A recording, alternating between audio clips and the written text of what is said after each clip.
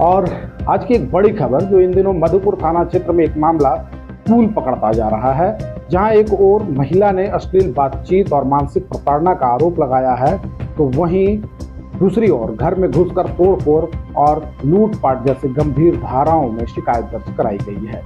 फिलहाल पुलिस के सामने दोनों पक्षों के आरोप हैं और जांच का इंतजार किया जा रहा है। बताते चलें कि मधुपुर महिला महाविद्यालय की प्राध्यापिका एवं झारखंड मुक्ति मोर्चा की आदिवासी महिला नेत्री रजनी मुर्मू ने मधुपुर थाना में आवेदन देकर मीना बाजार निवासी सेवानिवृत्त डीएसपी अरविंद कुमार सिंह पर फोन के माध्यम से अश्लील बातें करने और मानसिक रूप से प्रताड़ित करने का गंभीर आरोप लगाया है। इस संबंध में मधुपुर थाने में मामला दर्ज किया गया है। वहीं इस मामले में सेवानिवृत्त डीएसपी अरविंद कुमार सिंह ने अपने ऊपर लगे सभी आरोपों को पूरी तरह से बेबुनियाद और झूठा बताते हुए इन्हें साजिश का करार दिया है।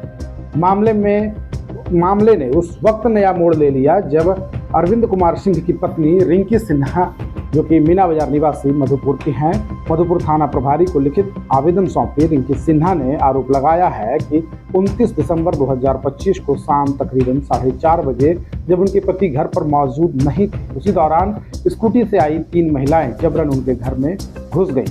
पीड़िता के अनुसार आरोपित महिलाओं ने गाली गलौज करते हुए लाठी और ईंट से घर में लगे करीब 25 स्पार्क लाइट को क्षतिग्रस्त कर दिया। विरोध करने पर उनके साथ धक्का मुक्की की गई और गले से लगभग 15 ग्राम सोने की चेन तथा 4 ग्राम सोने की अंगूठी छीन ली गई। इस मामले में पीड़िता ने 3 महिलाओं को नामजद किया है, जिनमें रजनी मुर्मू पथलचट्टी निवासी, जबकि बसंती मुर्मू जो कि आंगनबाड़ी सेविका हैं वो भी पथलचट्टी निवासी, और शोभा सोरेन मीना बाजार निवासी को नामजद बनाया है।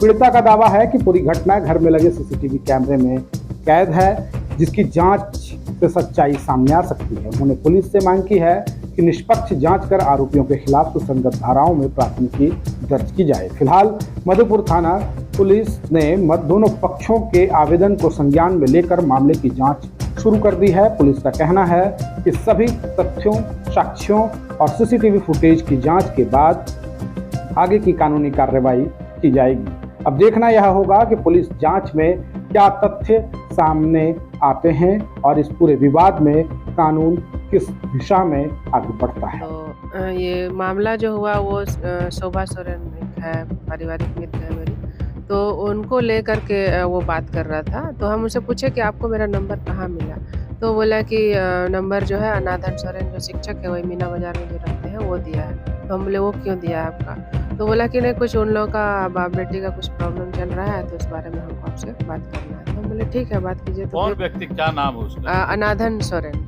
अनाधन सोरेन वो टीचर फोन कर रहा था। अनाधन सोरेन नहीं, फोन तो हमको कर रहा था अरविंद सिन्हा। हाँ, जिनके क्या बारे में पहले से उनसे कोई जान पहचान आपकी? बचपन में वो, क्योंकि मेरे पापा भी टीचर रहे जीवन मुर्मू, तो हम जानते थे कि उस समय वो थे, शिक्षा पदाधिकारी थे।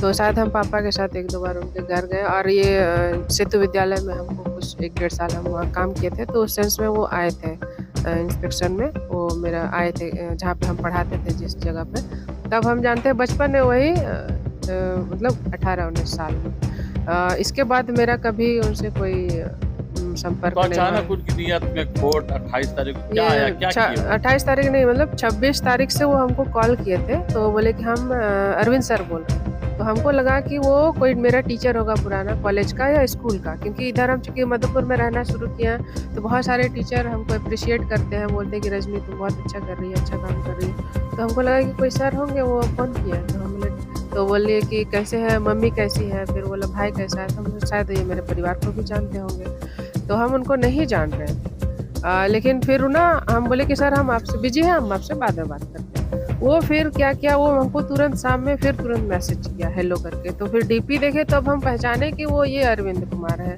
अरविंद सिन्हा है जो शिक्षा पदाधिकारी है करके। तब हमको याद आया कि फिर और लोगों से भी हम पूछे कि कौन है, तो बोले कि अरे ये तो वही शिक्षा पदाधिकारी है। तो हम बोले ये अब हमको क्यों कॉल रहा है पता नहीं। तो वो ना फिर इधर लगातार रोज़ थोड़ा करके हमको कॉल कर रहे थे। तो कल फिर वो हमको कॉल किए, तो फिर हम फाइनली उनको पूछे कि आप मतलब आपको मेरा नंबर कहाँ से मिला और क्यों आप बात करना चाहते हैं हमसे। तो बोला ऐसा शोभा का पापा दिया है, मतलब अनाधन सोरेन वो दिया है नंबर।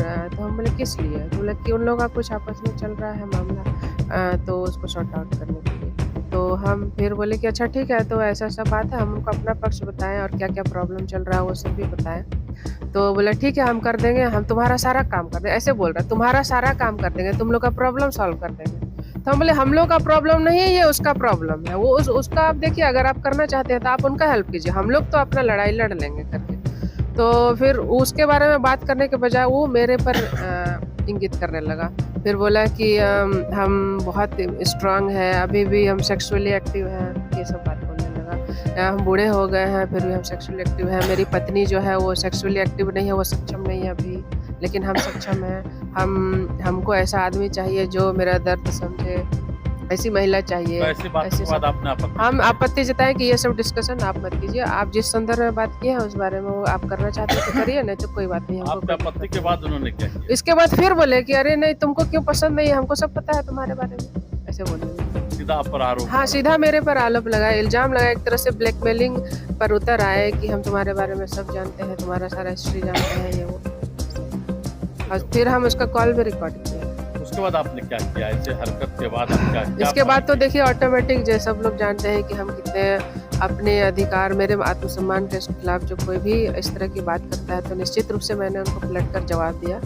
और मुझे जो कहना चाहिए उस वक्त फ़ोन में, क्योंकि हम भी बहुत गुस्से में आ गए थे, तो एग्रेसिव होकर के हम उनको जवाब दिया, फ़ोन हम काटे और इसके बाद हम थाना गए कंप्लेंट करने उसके खिलाफ। मतलब बार बार उन्होंने मेरे खिलाफ, मेरे बारे में आपत्तिजनक बातें की है, मुझे अपमानित करने की, नीचा कर दिखाने की कोशिश की है।